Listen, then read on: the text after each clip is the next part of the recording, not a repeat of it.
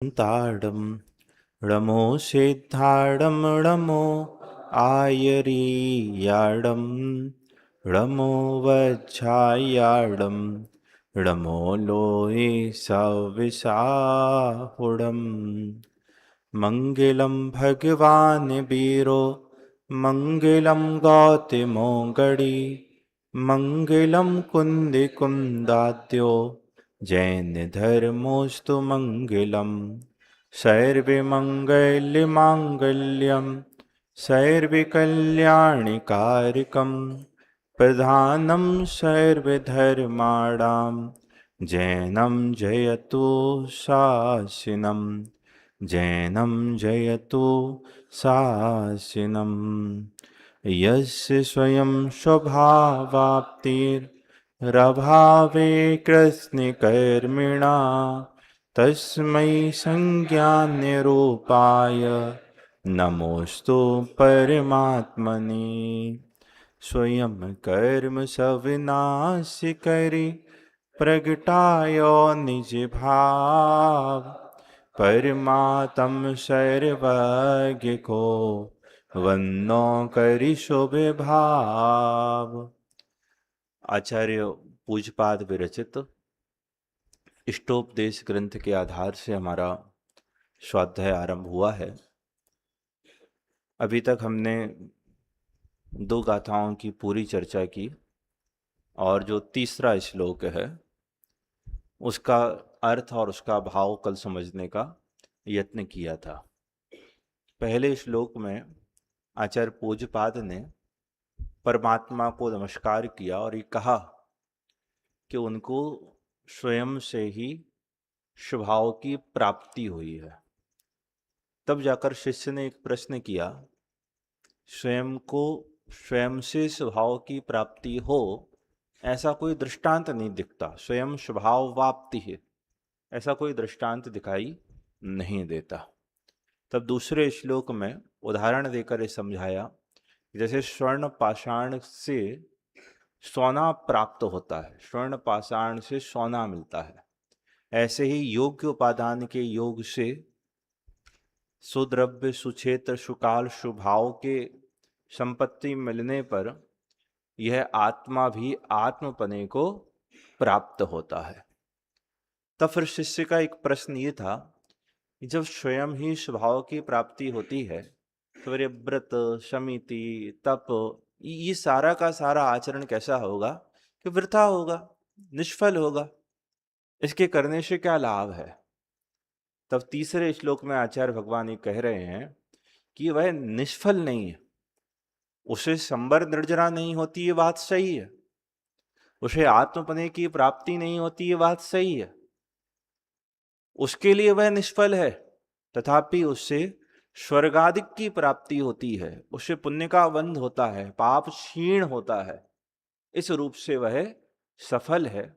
और इस बात के समर्थन के लिए उन्होंने तीसरा श्लोक लिखा था। हम तीसरे श्लोक का यहाँ से पाठ करेंगे और फिर उसकी विशेष चर्चा करते हुए आगे बढ़ेंगे। आप निकाल लीजिए, पृष्ठ क्रमांक 8 है, 8 नंबर पेज पर मैं पहले पाठ करा रहा हूं। वरम वृतहि पदम दैवम नावृतैर्वत नारिकम छाया तपस्थयोर्भेदा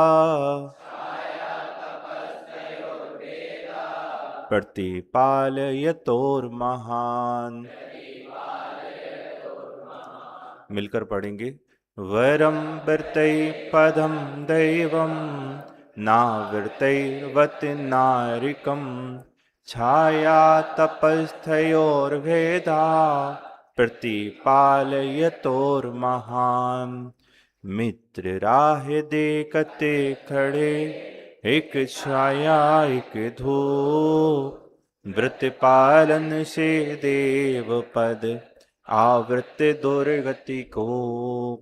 वरम व्रतहि पदम देवम, व्रतहि देवम पदम वरम, व्रत से दैव पद श्रेष्ठ है। व्रतों के द्वारा जो दैव पद मिलता है वह क्या है कि श्रेष्ठ है, अच्छा है।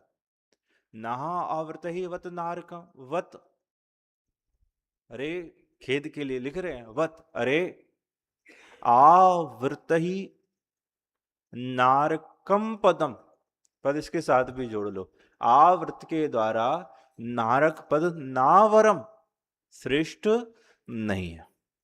व्रतों के द्वारा स्वर्गाधिक पद की प्राप्ति हो जाना श्रेष्ठ है, ठीक है, लेकिन आवर्तों के द्वारा नरक गति की प्राप्ति होना, नरक पद की प्राप्ति होना, ये श्रेष्ठ नहीं। सामान्य से समझना, कल हमने थोड़ी सी विशेष चर्चा भी की थी। उदाहरण दे रहे हैं, छाया तपस्थयोर भेद, छाया और तपह स्था, छाया और तप में, छाया और आतप में स्थित होकर, बैठकर, छाया और तप में, आताप में बैठना कैसा है? ये भेद, दोनों में भेद है। कैसा? प्रतिपाल यतोर महान, प्रतिपाल यतो मतलब प्रतीक्षारत, छाया में प्रतीक्षारत और आताप में प्रतीक्षारत में जैसे महान भेद है, ऐसे ही व्रतों में और आवृत में महान भेद। ऐसे ही व्रतों के पालन से स्वर्गादिक की प्राप्ति हो जाना और आवृत के पालन से नरक की प्राप्ति हो जाने में क्या है? महान भेद। आपको उदाहरण समझ में आ रहा है? कहना क्या चाह रहे हैं? आचार्य अपने मूल अभिप्राय से अभी हटे नहीं है। मूल अभिप्राय तो ये है स्वयं स्वभाव आपती है, स्वयं स्वभाव आपती, स्वयं की स्वभाव की प्राप्ति स्वयं से होती है, स्वयं को स्वयं की प्राप्ति होती है। योग्य उपादान योगेन, योग्य उपादान की योग से, इसका निषेध नहीं कर रहे हैं। योग उपादान की योग से आत्मा आत्मपने को प्राप्त हो जाती है, लेकिन जब तक ऐसा नहीं होता, लेकिन जब तक ऐसा नहीं होता तब तक के लिए तो व्रतों का पालन करना श्रेष्ठ है। बात समझ में आ रही है? अब कोई कहे भैया आत्मा आत्मपने को प्राप्त तो अपने से होती है, तो फिर ये सब तो वृथा हो गए। भाई यदि आत्मपद की प्राप्ति हो जाए तो वृथा हो गए, लेकिन यदि आत्मपद की प्राप्ति नहीं होती तो क्या करना? ये आपको भूख लग रही है, क्या लग रही है आपको? भूख लग रही है। अब दो उपाय हैं आपके पास, या तो आप रूखा सूखा भोजन कर लो या आप अच्छा भोजन कर लो, स्वादिष्ट, शरीर के स्वास्थ्य के अनुकूल। तो क्या करोगे? शरीर के स्वास्थ्य के अनुकूल भोजन करोगे क्या स्वास्थ्य के प्रतिकूल भोजन करोगे? जब तक भूख खत्म नहीं हो जाती तब तक क्या करें? पेट तो भरना ही है ना। जब स्थित रहना ही है तो फिर कहाँ स्थित रहें? स्वर्ग चले जाएं कि नरक चले जाएं? तो व्रतों का पालन करना तब तक के लिए श्रेष्ठ है। कब तक के लिए? जब तक शुद्ध स्वभाव की प्राप्ति नहीं हो जाती। उसका निषेध नहीं है, वह स्वर्गादिक की प्राप्ति में निष्फल नहीं है, उसके लिए तो वो सफल ही है, लेकिन मोक्ष की प्राप्ति में वो निष्फल। लेकिन जब वो होगी तब की बात है ना, तो जब होगी तब की बात है। तो अभी तो उसको अच्छा मानकर उस रूप आचरण करें ना। इसके लिए कल एक बात कही थी टोडामल जी साहब के मुख से, शुभ भाव रूप आचरण तो करते हैं तथापि अभिप्राय में उसके प्रति हेता रहती है। शुभ भाव में आचरण करते हुए भी ज्ञानियों को शुभ भाव के प्रति क्या रहती है? हेता वर्तती है, उसके प्रति खेद वर्तता है, उसके प्रति उनको रुचि नहीं होती, उसमें उनको आनंद नहीं होता, उसमें वो लाभ नहीं मानते, उसमें वो मजा नहीं मानते, उसको कारागृह की तरह भोगते हैं। लेकिन ये नहीं है कि उसको छोड़कर पाप रूप आचरण करने लगेंगे, अशुभ परिणाम रूप अशुभ क्रियाओं रूप आचरण करने लगेंगे, ऐसा उसका अर्थ नहीं। आपको सीधा सीधा समझ में आ रहा है 11th क्लास के विद्यार्थियों को कि भाई जब तक हम अपने स्वभाव में स्थित नहीं हो जाते तब तक दो उपाय हैं, या तो हम व्रत रूप आचरण करें या अव्रत रूप आचरण करें। व्रत रूप आचरण से भी स्वभाव की प्राप्ति नहीं होती और अव्रत रूप आचरण से भी स्वभाव की प्राप्ति नहीं। लेकिन स्वभाव की प्राप्ति नहीं हो रही तब तक क्या करें? तब तक क्या करें कि व्रत रूप आचरण से स्वर्गादि की प्राप्ति श्रेष्ठ है। क्योंकि इन दोनों में महान भेद है। चलो अर्थ पढ़ते हैं इसका। व्रतों के द्वारा, उसके पहले अन्वयार्थ पढ़ता हूं गुजराती में जो लिखा है ना अपनी पुस्तक में। व्रतों द्वारा देव पद प्राप्त करवूं सारू छे, पण अरे आवृतों द्वारा नरक पद प्राप्त करवूं सारू नथी। जेम छाया अने तापमां जैसी ભિન્નની રાહ જોનારા જને માં મોટો તફાવત છે, તેમ વ્રત અને આવ્રતનું આચરણ કરનાર વને પુરુષોમાં મોટો તફાવત છે। अर्थ देखिए ऊपर, व्रतों के द्वारा देव पद प्राप्त करना अच्छा है। याद रखना, देव पद प्राप्त करना व्रतों के द्वारा अच्छा है, इसका मतलब वो सर्वथा अच्छा नहीं कह रहे हैं। ये कब अच्छा है? ये कब अच्छा है? आव्रतों के अपेक्षा। किसकी अपेक्षा? आव्रत रूप आचरण करने की अपेक्षा ही अच्छा है। व्रतों के द्वारा देव पद प्राप्त करना अच्छा है, किंतु आव्रतों के द्वारा नरक पद प्राप्त, किसी ने बोला भी था नरक पद प्राप्त, किसने बोला था? अर्पित की आवाज थी ना। हाँ, किंतु आव्रतों के द्वारा नरक पद प्राप्त करना अच्छा नहीं है। जैसे छाया और धूप में बैठने वालों में अंतर पाया जाता है, वैसे ही व्रत और आवृत के आचरण व पालन करने वालों में फर्क पाया है। इसकी बहुत व्याख्या कर सकते हैं हम। जैसे छाया और धूप में बैठने वालों में अंतर पाया जाता है, वैसे ही व्रत और आवृत रूप आचरण करने वालों में महान अंतर पाया जाता है। एक हिंसा, झूठ, चोरी, कुशील, परिग्रह, ये पापाचरण में लीन रहता है, पापानुराग में लिप्त रहता है, पाप परिणाम में लगा रहता है। और एक भगवंतों की आराधना करता है, लोगों की सहायता करता है, जगत कल्याण की भावना करता है, स्वाध्याय करता है, तप अनुष्ठान करता है, पूजा करता है, तो दोनों के आचरण में अंतर पाया जाता है। विशदार्थ देखिए, बड़ा सुंदर। देखो इस उदाहरण को कैसे यहाँ विशदार्थ में लगा रहे हैं। अपने कार्य के वश नगर के भीतर गए हुए तथा वहां से वापस आने वाले अपने तीसरे साथी की मार्ग में प्रतीक्षा करने वाले, जिनमें से एक तो छाया में बैठा हुआ है और दूसरा धूप में बैठा हुआ है। तीन मित्र नगर से बाहर कहीं गए थे, साथ में गए थे, और फिर जब नगर को वापस आ रहे थे तो दो मित्र तो साथ में थे और एक मित्र पीछे छूट गया। अब जो मित्र पीछे छूट गया है उसका इंतजार करना आवश्यक है, तो एक तो धूप में खड़े होकर उसका इंतजार करने लगा और एक वृक्ष की छाया में बैठकर उसका इंतजार करने लगा। दूसरा धूप में बैठा हुआ है। दो व्यक्तियों में जैसा भारी अंतर है, अर्थात छाया में बैठने वाला तीसरे पुरुष के आने तक सुख से बैठा रहता है और धूप में बैठने वाला दुख के साथ समय व्यतीत करता रहता है। एक आकुलित व्याकुलित होता है, आकुलित व्याकुलित तो दूसरा भी है, क्योंकि अभी मंजिल तक नहीं पहुंचा ना। व्याकुलित तो वो भी है, लेकिन दोनों में अंतर है। उसी तरह जब तक मुक्ति के कारणभूत अच्छे द्रव्य, क्षेत्र, काल, भाव आदि प्राप्त होते हैं, तब तक व्रतादिकों का आचरण करने वाला स्वर्गादिक स्थानों में आनंद के साथ रहता है। कहाँ रहता है भाई? जब तक मुक्ति नहीं मिलती तब तक नरक में क्यों थपेड़े खाना? तो कहाँ रहता है? स्वर्गादिक में आनंद के साथ रहता है।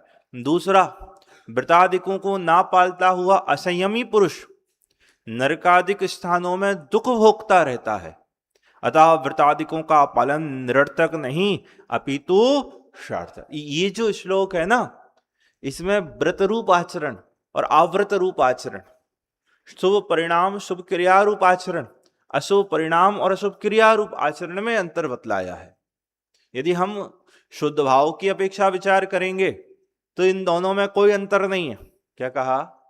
जब हम शुद्ध भाव की अपेक्षा अंतर करेंगे तो व्रत रूप आचरण और अव्रत रूप आचरण, शुभ रूप आचरण और अशुभ रूप आचरण, इसमें शुद्ध भाव की अपेक्षा कोई अंतर नहीं है। लेकिन जब इन दोनों में परस्पर अंतर करेंगे तो दोनों में महान अंतर है। आचार्य भगवान से पूछा समय सार में, तो वो कहते हैं, क्या गाथा है 145 नंबर की, कम्मशुहम कुशीलम सुहिकम मम चाविजाड़य सुशीलम कहतम होदि सुशीलम जम संसारम पवे से दी। याद हो गई? कम्मम अशुभम कुशीलम, अशुभ कर्म कुशील है। सुहिकम्मम चाविजाड़य सुशीलम, और शुभ कर्म को सुशील जानो। जैसा यहां लिखा है, आचार्य कहते हैं ये अज्ञानी का पक्ष है। किसका पक्ष है? क्यों? कहतम होदि सुशीलम, कैसे कहते हो कि सुशील है? क्यों आचार्य? जम संसारम पवेसेदि, जो संसार में प्रवेश कराता है। आप शुभ कर्म को सुशील कैसे कह सकते हो? क्यों? क्योंकि शुभ कर्म भी संसार का ही तो वहां शुद्ध भाव की अपेक्षा पुण्य और पाप में एकता कही, और यहां पुण्य और पाप में अंतर कर रहे हैं। बात समझ में आ रही है आपके? वहां किसकी अपेक्षा अंतर कही थी? जैसे आपके घर में कोई लड़ने आए ना, तो भले दो भाई आपस में परस्पर में एक दूसरे का मुख ना देखते हो, चेहरा ना देखते हो, लेकिन जब बाहर का कोई आता है तो दोनों क्या हो जाते हैं? दोनों क्या हो जाते हैं? एक साथ। ऐसे पुण्य और पाप, जब बाहर का कोई शुद्ध भाव सामने उपस्थित हो ना, तो दोनों क्या हैं? एक साथ हैं। और जब दोनों परस्पर खड़े हों आमने सामने, तो दोनों क्या हैं? ये महान अंतर है। बात समझ में आती है? देखो शंका देखिए क्या लिख रहे हैं यहां पर। शिष्य पुनः प्रश्न करता हो, ये शंकाएं बड़ी जोरदार हैं। यहां पर शिष्य पुनः प्रश्न करता हुआ कहता है कि यदि उपरलिखित कथन को मान्य किया जाएगा, ऊपर कहे हुई बात को मान लिया जाए कि व्रत रूप आचरण से स्वर्ग मिलता है और अव्रत रूप आचरण से नरक की प्राप्ति होती है, यदि ऐसा मान लिया जाए तो चिद्रूप आत्मा में भक्ति भाव, विशुद्ध अंतरंग अनुराग करना अयुक्त ही हो जाएगा। कारण कि आत्मानुराग से होने वाला मोक्ष रूपी सुख तो योग द्रव्य, क्षेत्र, काल, भावादि रूप संपत्ति की प्राप्ति की अपेक्षा रखने के कारण बहुत दूर हो जाएगा। क्या प्रश्न कर रहे हैं? यदि आप ऐसा कहते हो कि व्रत रूप आचरण से स्वर्ग की प्राप्ति और नरक रूप आचरण, आव्रत रूप आचरण से नरक की प्राप्ति होती है, तो जो आत्मानुराग है, जो चिद्रूप आत्म तत्व का अनुराग है, वो कठिन हो जाएगा। क्यों? क्योंकि वह तो योग्य द्रव्य, क्षेत्र, काल, भाव के होने पर होती है। तो कौन प्रवर्तेगा वो स्वरूप? यदि लोगों को आप स्वर्ग में ही सुख दिखाने लगोगे, स्वर्ग में ही ये सब बताने लगोगे, स्वर्ग रूप आचरण, स्वर्ग की प्राप्ति और नरक की प्राप्ति में इतना भारी अंतर डालोगे, व्रत और आव्रत में इतना भारी अंतर डालोगे, तो लोगों के लिए वो तो सरल है व्रत रूप आचरण, तो फिर चिद्रूप आत्मा का अनुराग कौन करेगा? देखो क्या लिख रहे हैं। कारण कि आत्मानुराग से होने वाला मोक्ष रूपी सुख तो योग द्रव्य, क्षेत्र, काल, भावादि रूप संपत्ति की प्राप्ति की अपेक्षा रखने के कारण बहुत दूर हो जाएगा, और बीच में ही मिलने वाला स्वर्गाधिक सुख व्रतों के सहाय से मिल जाएगा। तो फिर आत्मा अनुराग करने से क्या लाभ? भाई वो तो बड़ा कठिन हो जाएगा मोक्ष सुख की प्राप्ति करना, और ये व्रत परिणाम से मिलने वाला स्वर्ग बड़ी जल्दी मिल जाएगा। तो फिर आत्मा का अनुराग कौन करेगा? अर्थात सुखार्थी जन आत्मानुराग की ओर आकर्षित ना होते हुए व्रतादिकों की और ही अधिक संसार में पड़े रहेंगे। ये जो नए विद्यार्थी है, आपको समझ में आ रहा है क्या प्रकरण चल रहा है? देखो 3 परिणाम होते हैं। कितने परिणाम होते हैं? 3 होते हैं। पहले हम 2 करते हैं। एक होता है शुद्ध परिणाम और एक होता है अशुद्ध परिणाम। कौन कौन सा? एक होता है शुद्ध परिणाम और एक होता है अशुद्ध परिणाम। शुद्ध परिणाम से संवर, निर्जरा और मोक्ष की प्राप्ति होती है। शुद्ध परिणाम से संवर, निर्जरा और मोक्ष की प्राप्ति होती है। और अशुद्ध परिणाम से कर्मों का आश्रय होता है, कर्मों का बंध होता है, और चतुर्गति परिभ्रमण रूप संसार की प्राप्ति होती। इतना याद रहेगा। दो तरह का परिणाम होता है प्रत्येक जीव को, हो सकता है। एक तो शुद्ध भाव रूप परिणाम और दूसरा अशुद्ध भाव रूप परिणाम। तो शुद्ध भाव रूप परिणाम संबंध निद्रा और मोक्ष का कारण, और अशुद्ध भाव रूप परिणाम आश्रम बंध और संसार का कारण। अब यह जो अशुद्ध भाव रूप परिणाम है ये भी दो प्रकार का है, एक तो शुभ और दूसरा अशुभ, एक तो पुण्य और दूसरा पाप। अब अंतर समझ में आया आपको? शुद्ध भाव अलग है, शुद्ध भाव और अशुद्ध भाव, और पुण्य पाप ये कौन सा भाव है? अशुद्ध भाव। इसका मतलब ये है कि पुण्य और पाप से आश्रव होता है, पुण्य और पाप से बंध होता है, पुण्य और पाप से संसार होता है। इतनी बात सबको समझ में आई? हाँ जी या ना जी? यदि आपको मोक्ष जाना है तो पुण्य से मिलेगा क्या पाप से मिलेगा? दोनों से मिलेगा। दोनों से ही। किससे मिलेगा? कि शुद्ध भाव से ही पंचम गति मोक्ष पद की प्राप्ति इस जीव के होगी। इतनी बात तो सबको समझ में आ गई? हाँ जी या ना जी? अब क्या करें? पुण्य भाव रूप परिवर्तन करें क्या नहीं करें? जब पाप और पुण्य दोनों ही संसार के कारण हैं तो फिर पुण्य भाव रूप आचरण करना क्या नहीं करना?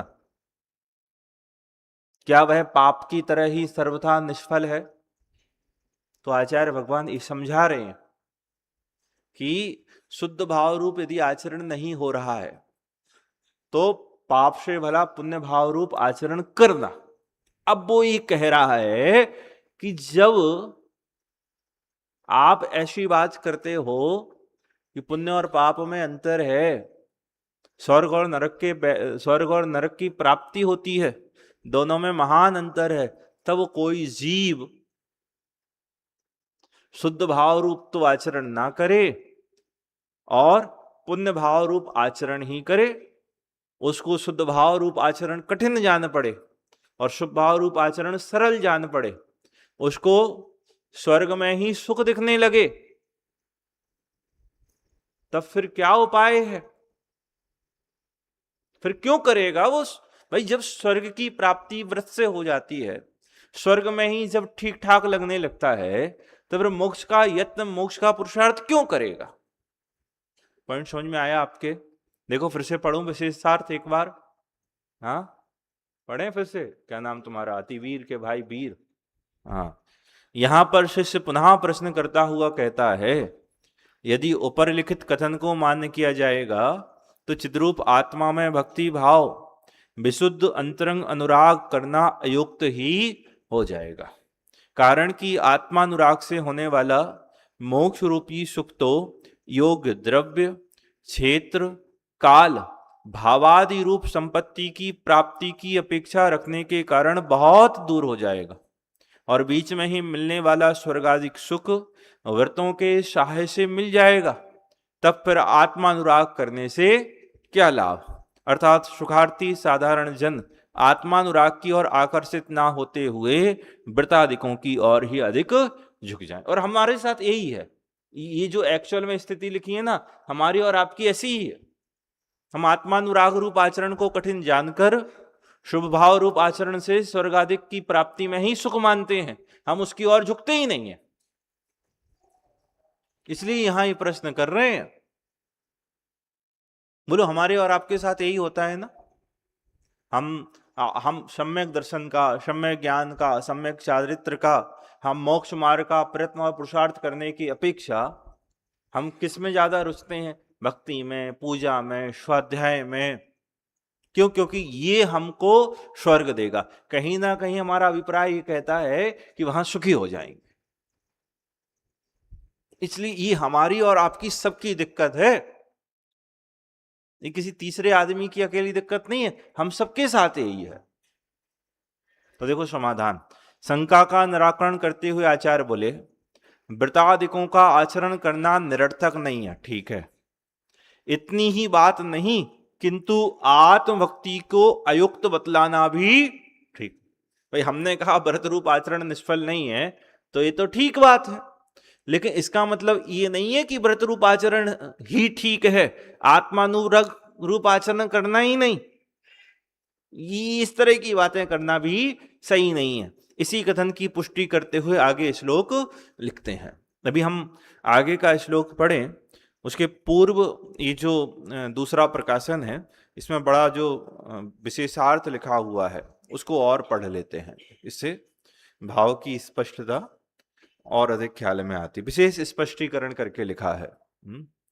आ गया पीछे? जब तक उसको भैया लगा रहे हैं तब तक आप एक बार पुनः छंद का पाठ कर लो।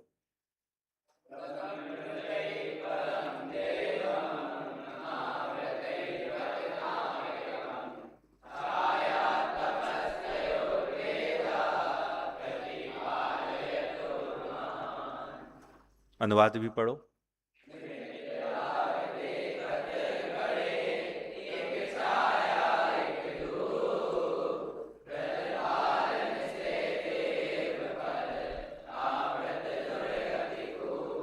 देखिए भावार्थ देखिए, जैसे छाया में बैठकर अपने मित्र की राह देखने वाला, आ गया पेज नंबर 8 पर है नीचे। जैसे छाया में बैठकर अपने मित्र की राह देखने वाला पथिक सुखी होता है और धूप में बैठकर उसकी राह देखने वाला अन्य पथिक दुखी होता है, वैसे ही सम्यक दृष्टि जीव, ये किसकी बात चल रही है? यहां उसकी मुख्यता से अपन ऐसा लगाओ, सम्यक दृष्टि को तो शुद्ध भाव की प्राप्ति हो चुकी है एक बार, अभी इस समय शुद्ध भाव में नहीं है और हमारे आपके शुद्ध भाव की प्राप्ति नहीं है, ना हुई है, लेकिन हमें और आपको शुद्ध भाव की प्राप्ति करना इष्ट है। सम्यक दृष्टि जब निर्विकल्प दशा में नहीं रह पाता तब उसे व्रतादि पालन का स्वभाव हेय बुद्धि पूर्वक आता है। ये भावार्थ मैं इसलिए पढ़वाता हूं आपको। क्या लिखा है? उसको व्रतादि पालन का स्वभाव हेय बुद्धि पूर्वक आता है। ऐसा नहीं है कि उसमें मजा मानता हो, उसमें रुचि हो, उसमें आनंद आता है, उसको करना चाहता है, करते हैं लेकिन करना नहीं चाहते हैं। और स्वभाव के निमित्त से वह स्वर्गादिक में सुख भोगता है। नरक जाने योग्य भाव सम्यक दृष्टि के होते ही नहीं। हुए तो हैं किसी के, कोई तो गया है। कौन गया? बताओ। अनमोल तुम हंस रहे हो, तुम बताओ कौन गया? बोलो। नरक में कौन से सम्यक दृष्टि गए हैं? राजा श्रेणिक गए हैं। और यहां तो लिखा है कि नरक जाने योग्य भाव सम्यक दृष्टि के होते ही नहीं है। छेड़ारा में भी तो आया है कि कहां कहां सम्यक दृष्टि जा सकते हैं। प्रथम नरक बिन सटभु ज्योतिष बान,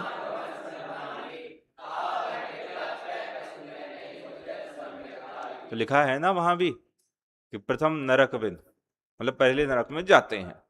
और यहां लिख रहे हैं कि नरक में जाने योग्य भाव सम्यक दृष्टि के होते ही नहीं है। तो होते हैं क्या नहीं होते हैं? कुछ तो बताओ। नहीं होते हैं? कुछ बता रहे हो? बताओ प्रकांत, क्या कह रहे हो?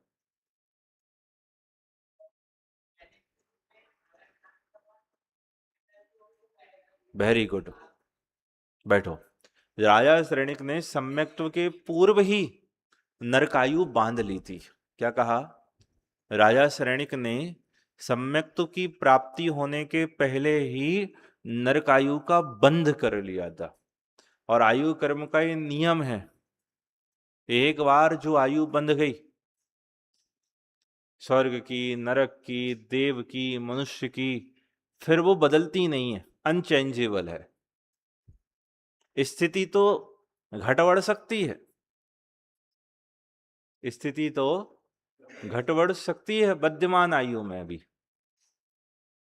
बुद्धिमान में तो वो भी नहीं होता।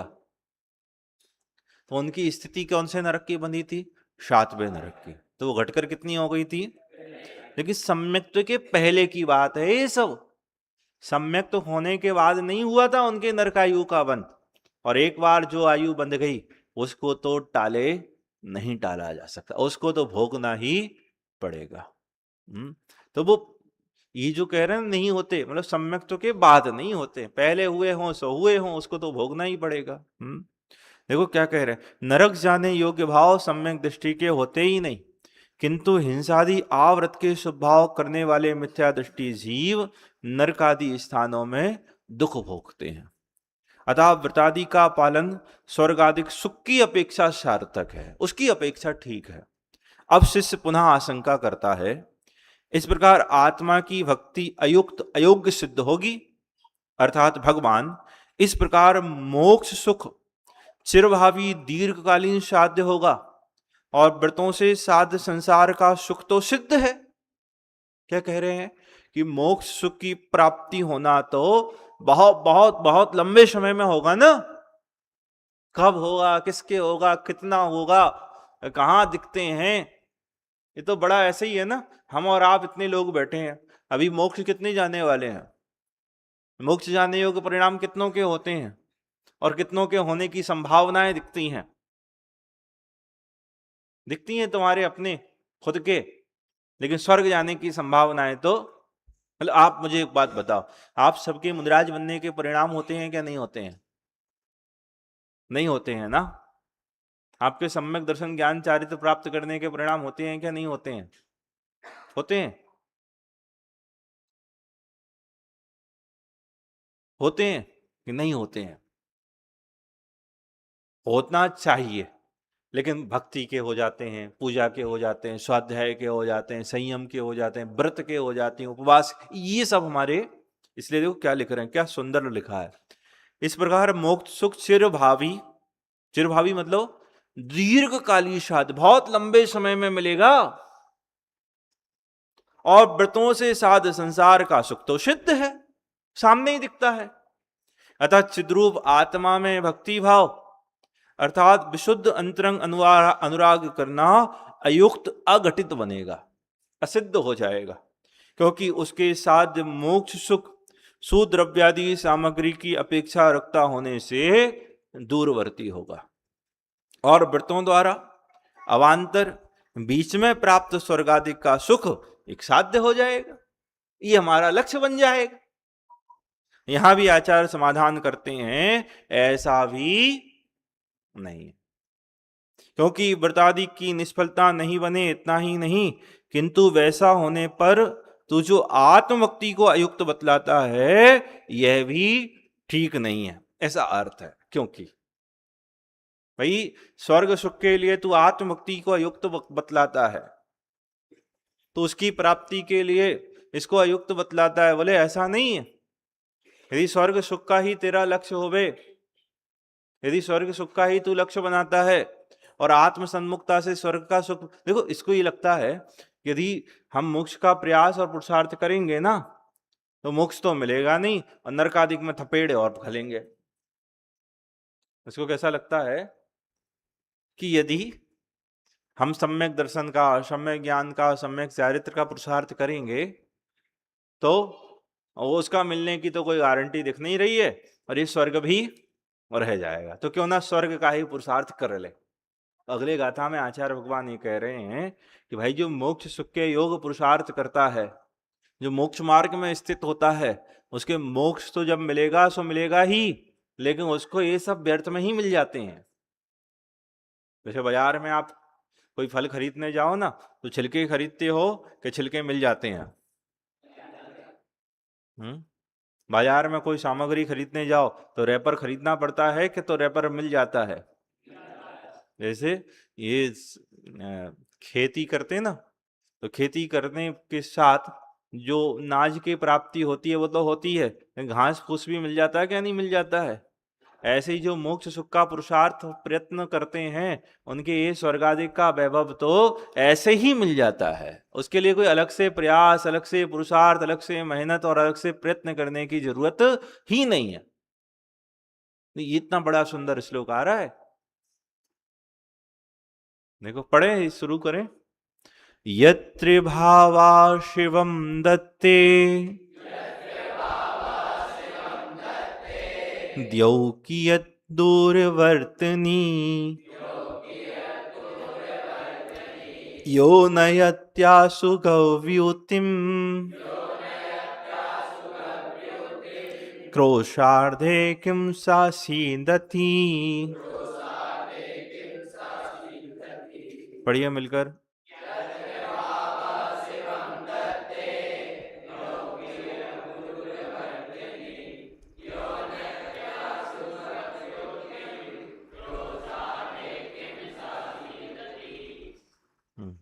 अनुवाद पढ़ो।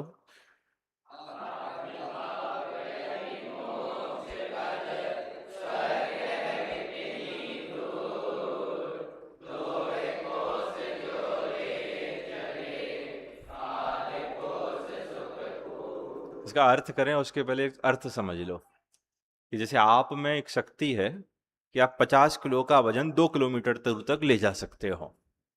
कितना वजन? 50 किलो का वजन आप कितने 2 किलोमीटर दूर तक ले जा सकते हो। और क्या आपके लिए 5 किलो वजन 2 किलोमीटर दूर तक ले जाना कठिन होगा? आसानी से 50 किलो का वजन आप 2 किलोमीटर दूर तक ले जा सकते हो।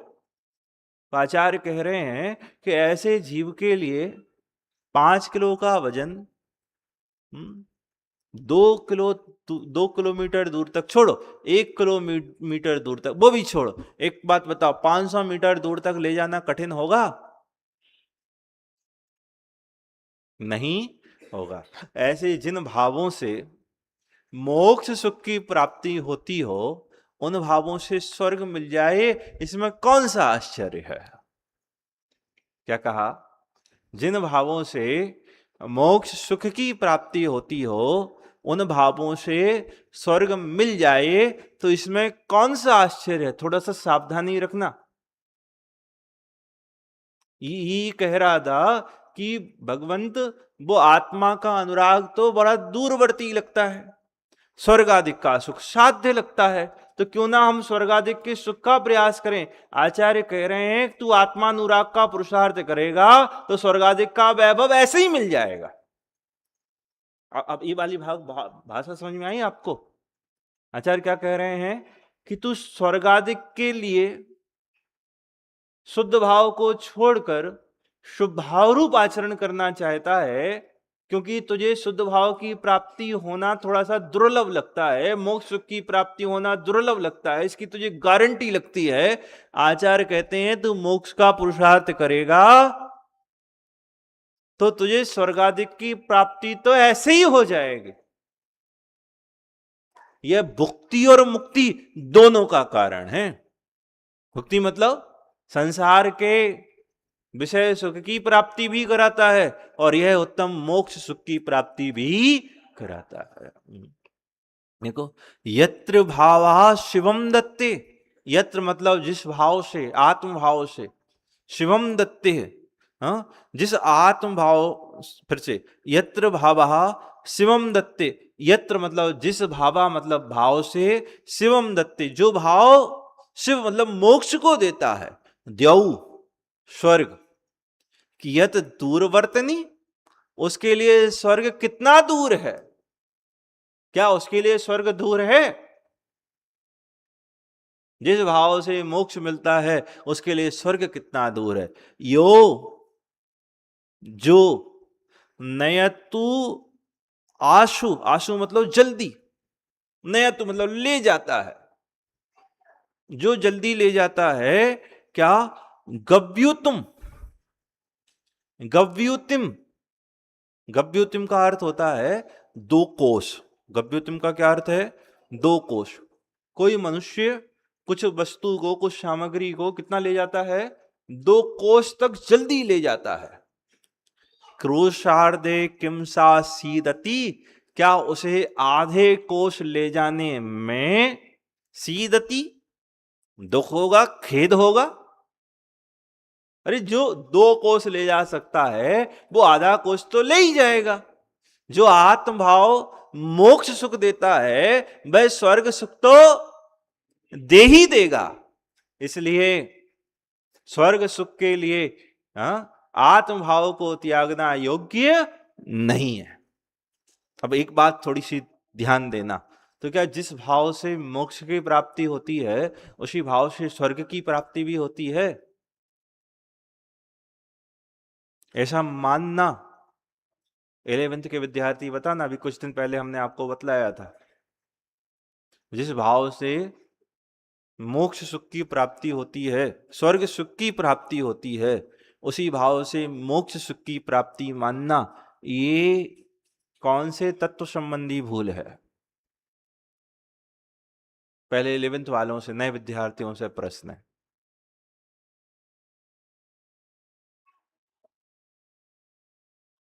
उसके बाद फिर एक क्लास सीनियर PH2 वालों से, प्राक शास्त्री द्वितीय वर्ष वालों से प्रश्न है। फर्स्ट ईयर वाले बता ही देंगे। आप पंक्ति भी सुना सकते हो कोई, बोलो।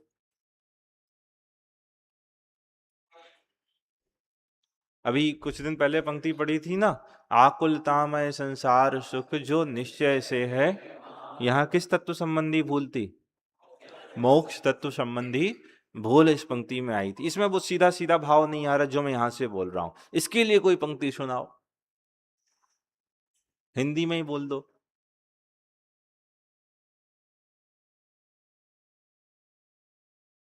तत्व ज्ञान पाठमाला में मोक्ष तत्व संबंधी भूल में दो पॉइंट लिखे ना, स्वर्ग और मोक्ष सुख की जाति एक मानता है, एक बात। दूसरा, स्वर्ग और मोक्ष का कारण एक मानता है। तो जिस भाव से मोक्ष की प्राप्ति होती है उसी भाव से स्वर्ग सुख की प्राप्ति मानना, ये मोक्ष तत्व संबंधी। मोक्ष का कारण तो शुद्ध भाव है और स्वर्ग का कारण शुभ भाव है। एक बंध का कारण है और एक बंध के अभाव। लेकिन यहां तो लिख रहे हैं, यहां तो लिख रहे हैं ना, इसको थोड़ा समझो बेटो। यहां ये कहना चाह रहे हैं कि जिस जीव के शुद्ध भाव रूप आचरण होता है उनके परिपूर्ण शुद्धता की प्राप्ति नहीं होती, तो साथ में स्वभाव रूप आचरण भी सहज होता है। क्या कहा? जिस जीव के शुद्ध भाव रूप आचरण होता है उनके जब तक परिपूर्ण शुद्धता की प्राप्ति नहीं होती, क्योंकि ज्ञान धारा और कर्म धारा, रागांश और वीतरागता दोनों उन जीव के साथ में है। क्या क्या है उनके? यह चतुर्थ गुण स्थानवर्ती है, वीतरागता भी है और रागी भी है। मुनिराज भी वीतरागी भी हैं और रागी भी हैं। तो रागी कौन से हैं? कि शुभ रागी हैं। रागी कौन से हैं? कि शुभ रागी हैं। आत्मा में भी स्थित रहते हैं और महाव्रतों का विकल्प भी रहता है। बुद्धि पूर्वक का भी हो जाता है और अबुद्धि पूर्वक का भी रहता है। बात समझ में आ रही है कि नहीं? साधक की दशा, किसकी दशा? चौथे गुणस्थान से लेकर 12वें गुणस्थान वर्ती जीव ना पूर्ण वीतरागी हैं और ना पूर्ण रागी है, वो मिक्स है। मिक्स है का मतलब क्या है? मिथ्या दृष्टि नहीं है, उनके वीतरागता उत्पन्न हुई है, लेकिन चारित्र मोह के उदय में अस्थिरता जन्य राग भी है। वो राग कैसा है? कि शुभ भाव रूप है। वो राग कैसा है? तो यहां ये कह रहे हैं ना, जिस भाव से मोक्ष की प्राप्ति होती है उससे स्वर्ग सुख की प्राप्ति हो जाए, इसमें क्या आश्चर्य है? आचार्य कहना चाहते हैं कि जिन साधक जीवों को शुद्ध भाव रूप आत्मभाव की प्राप्ति होती है, ऐसे साधक जीवों को भूमिका योग स्वभाव भी नियम से होता है। तो उनको उस स्वभाव से क्या स्वर्गाधिक की प्राप्ति भी हो जाती है। इसमें क्या आश्चर्य है? थोड़ा सा कठिन तो नहीं जा रहा है? कठिन तो नहीं जा रहा है? तुम्हारे समझ में आ रहा है? हाँ, पीछे प्रकांत, तुम्हारे तुम्हारे शिखर जी और ये अपने द्रोणगिरी वाले चारों, 3 तो तुम और एक और कौन है? हाँ, समझ में आ रहा है? और बाकी सब नए नए पहली बार सुन रहे होंगे। तुम लोगों को थोड़ा समझ में आ रहा है? फुटेरा वाला लड़का कहाँ है? तुमको मुनिराज देखें, मुनिराज अभी मोक्ष मार्गी है क्या? नहीं है? मोक्ष मार्गी नहीं है, है मोक्ष मार्गी, लेकिन उनके पूर्ण शुद्ध भाव है क्या? नहीं, शुभ राग भी है। क्या है उनके? तो जितना राग है उतना बंध है और जितनी वीतरागता है उतना निर्बंध है। तो वो जो राग वीतरागता के साथ बरतने वाला राग, वो किसका कारण होता है? वह स्वर्ग सुख का। उदाहरण देखो, समझो। अभी कुछ देर पहले कहा था कि आप मार्केट में यदि सब्जी लेने जाओ तो आपको छिलका खरीदना नहीं पड़ता, वो फ्री में मिलता है। तो फिर खाना क्या चाहिए? छिलका खाना चाहिए क्या फल खाने चाहिए? तो छिलका मिला है भाई, खाओ ना। क्यों नहीं खाते हो आप? छिलका वो फल, छिलका वो फल नहीं है, लेकिन मिलता है ना। क्यों मिलता है? क्यों मिलता है? बोलो क्यों मिलता है?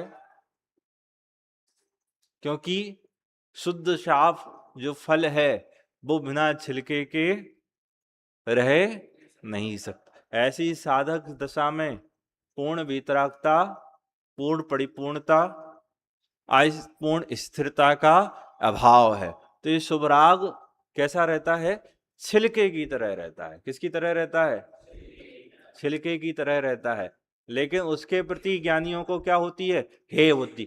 जैसे ही परिपूर्ण फल मिल जाए, जैसे ही परिपूर्ण स्थिरता हो जाए, तो उसको तो ऐसे ही छोड़ देते हैं, छिलके की तरह छोड़ नहीं देते, छूट जाता है। जब फल खाते हो तो छिलके को सोच सोच के उतारते हो, कि छिलका अपने आप उतर जाता है?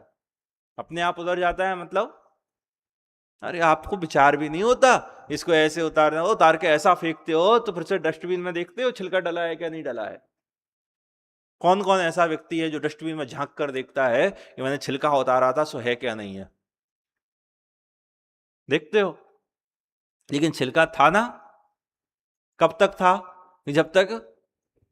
जब तक हम शुद्ध फल की प्राप्ति नहीं कर पा रहे थे। ऐसे ही जब तक परिपूर्णता की प्राप्ति नहीं होती, तब तक शुभ भाव साथ में रहता है। उस शुभ भाव से स्वर्गादिक की प्राप्ति सहज में ज्ञानियों की हो जाती है। उसके लिए अलग से प्रयास और पुरुषार्थ करने की आवश्यकता नहीं है। इसलिए ये इस गाथा में ये कह रहे हैं कि जिस भाव से मोक्ष सुख की प्राप्ति मिले, उससे स्वर्ग सुख की प्राप्ति हो जाए, इसमें कौन सा आश्चर्य। मतलब जो मोक्ष मार्ग का प्रयास और पुरुषार्थ करते हैं, ऐसे जीवों को साथ में वर्तने वाला शुभ भाव वह स्वर्गादिक का कारण भी बन जाता है। देखो इसका अन्वयार्थ पढ़ता हूं। जहां आत्म भाव भव्य जीवों को मोक्ष देता है, वहां स्वर्ग कितना दूर है? दूर नहीं, नजदीक ही है। जो भार को 2 कोस तक जल्दी ले जाता है, वह मनुष्य उस भार को अर्ध कोस ले जाने में क्या थक जाएगा? खिन्न होगा? नहीं, खिन्न नहीं होगा। अर्थ पढ़ो आदर्श इसका। आत्मा में लगा हुआ जो परिणाम अब प्राणियों को मोक्ष प्रदान करता है, उस मोक्ष देने में समर्थ आत्म परिणाम के लिए स्वर्ग कितनी दूर है ना कुछ है, तो उसके निकट ही समझो। अर्थात स्वर्ग तो स्वाकात ध्यान से पैदा किए हुए इनका एक फल मात्र है। ऐसा कथन अन्य ग्रंथों में पाया जाता है। शासन में कहा है, गुरुपदेश मासाक्य द्वितीय उपदेश को प्राप्त कर साधारण प्राणियों के द्वारा चिंतन किया गया। यह अनंत शक्ति वाला आत्मा चिंतन करने वाले को मुक्ति और मुक्ति प्रदान करता है। इस आत्मा को अनंत शक्ति के रूप में चिंतन किया जाए तो यह चरम शरीर को मुक्ति प्रदान करता है। और यदि चरम शरीर ना हो तो उसे वह आत्मज्ञान से उपार्जित पुण्य की सहायता से मुक्ति स्वर्ग। देखो क्या कह रहे हैं, थोड़ा सा उसने पढ़ ही दिया, आगे तो देख भी लो। ऊपर तो सामान्य से अर्थ लिखा हुआ है, एक बार और देख लो आप चाहो तो। आत्मा में लगा हुआ जो परिणाम भव्य जीवों को, भव्य प्राणियों को मोक्ष प्रदान करता है, उस मोक्ष देने में समर्थ आत्म परिणाम के लिए स्वर्ग कितनी दूर है? ना कुछ, वह तो उसके निकट ही समझो। अर्थात स्वर्ग तो स्वात्म ध्यान से पैदा हुए पुण्य का, शुद्धोपयोग के साथ बरतने वाले राग का, पुण्य का एक फल मात्र है। ऐसा कथन अन्य ग्रंथों में भी पाया जाता है। तत्वानुशासन में आचार्य भगवान कहते हैं, गुरुपदेश मासाध्य, ऊपर छंद लिखा है, पढ़ो मिलके। गुरुपदेश मासाध्य ध्यायमाना समाहितै अनंत शक्तिरात्मायं भुक्ति मुक्तिं च यच्छति ध्यातो अर्हत सिद्धि रूपेण चर्मांगस्य मुक्तये तत्त्वयानोपात पुण्यस्य सा एवान्यस्य भुक्तये। गुरु के उपदेश को प्राप्त कर सावधान हुए प्राणियों के द्वारा चिंतन किया गया यह अनंत शक्ति वाला आत्मा चिंतन करने वाले को मुक्ति और मुक्ति प्रदान। ये जो आत्मा है, आत्मा क्या, चिंतन करने वाले को आत्मा का दर्शन, आत्मा का ज्ञान, आत्मा का श्रद्धान, ये किसका? मोक्ष का कारण भी होता है और स्वर्ग आदि का भी कारण होता है। इस आत्मा को अरिहंत और सिद्ध के रूप में चिंतन किया जाए तो यह चरम शरीरी को मुक्ति प्रदान करता है। अपने आत्मा को कैसा देखना? अरिहंत और सिद्ध जैसा देखना। तो जो उस भव में मोक्ष प्राप्त करेंगे उनको मोक्ष मिल जाएगा। चरम शरीरी मतलब इसी भव में मोक्ष जाने वाले, इसके बाद पुनः इस औदारिक आदि देहों को प्राप्त नहीं करेंगे, उनका नाम कौन है? चरम शरीर। तो जो भव्य जीव इस आत्मा को अरिहंत सिद्ध के समान देखते हैं, यदि वो चरम शरीरी हैं तो उसी भव में क्या चले जाएंगे? मुक्ति। तो उनको तो मुक्ति देता है। और देखो, यदि चरम शरीरी ना हो तो वह आत्म ध्यान से उपार्जित, आत्म ध्यान के साथ जो है, ऐसे पुण्य की सहायता से भुक्ति को प्राप्त करने वाला होता है। इस भव में तो स्वर्गाधिक जाएंगे, भविष्य में क्रमशः ये भी मोक्ष चले जाएंगे। इस श्लोक के नीचे की पंक्ति में उपरलिखित भाव को दृष्टांत द्वारा समझाते हैं। देखो, जो भार को ढोने वाला अपने भार को 2 कोस तक आसानी और शीघ्रता के साथ ले जा सकता है, तो क्या वह अपने भार को आधा कोस ले जाते हुए खिन्न होगा? नहीं, भार ले जाते हुए खिन्न ना होगा। बड़ी शक्ति के रहने या पाए जाने पर अल्प शक्ति का पाया जाना तो सहज ही है। इस प्रकार आत्मशक्ति जबकि स्वर्ग सुखों का कारण बतला दिया गया, तब शिष्य पुनः कुतूहल की निवृत्ति के लिए पूछता है कि स्वर्ग में जाने वालों को क्या फल मिलता है। प्रश्न और उत्तर समझ में आया आपके? तीसरी गाथा में समझा रहे थे व्रत और आवृत में अंतर है, क्योंकि एक पुण्य एक स्वर्ग को देता है और एक नरक को देता है। तब शिष्य ये कहता है, तो फिर क्यों ना हम व्रत रूप ही आचरण करें, आत्म ध्यान रूप आचरण क्यों ना करें? तो उससे कहते हैं कि आत्म ध्यान रूप आचरण से मोक्ष तो मिलता ही है, उससे स्वर्ग के सुख की भी प्राप्ति हो जाती है। इसलिए आत्म ध्यान रूप आचरण से विमुख होना श्रेष्ठ नहीं है, योग्य नहीं है। तब जाके एक प्रश्न पूछ रहे हैं, अच्छा स्वर्ग मिलेगा तो स्वर्ग में क्या मिलेगा? इस प्रश्न का उत्तर अगली गाथा, इस अगले श्लोक में आएगा, जिसकी चर्चा हम कुछ दिनों के विराम के बाद करेंगे, क्योंकि कल से दूसरा व्याख्यान यहाँ पर आरंभ होगा। सहजानंदी शोध स्वरूपी